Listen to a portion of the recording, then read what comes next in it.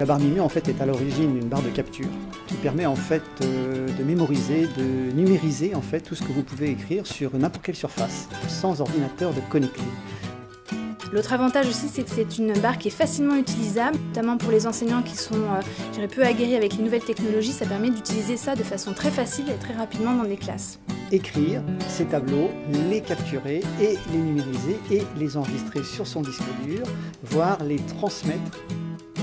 Lorsqu'on a des tableaux fixes, par exemple, dans des établissements, souvent ils sont réservés à des usages très spécifiques, alors que d'autres matières pourraient en avoir également besoin. Ici, nous avons effectivement le matériel Mimio qui est transportable.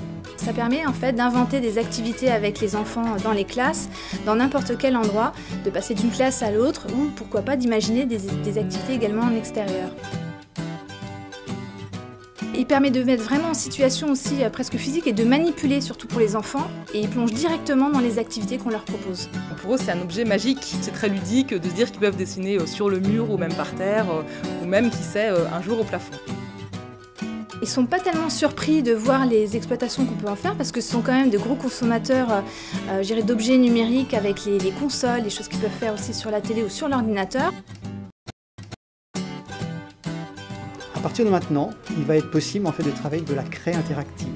Dans le support à feutre, pouvoir y intégrer en fait la craie, une craie traditionnelle, et de me permettre ainsi à tout professeur, quel que soit le support d'écriture, de pouvoir donc enregistrer et numériser.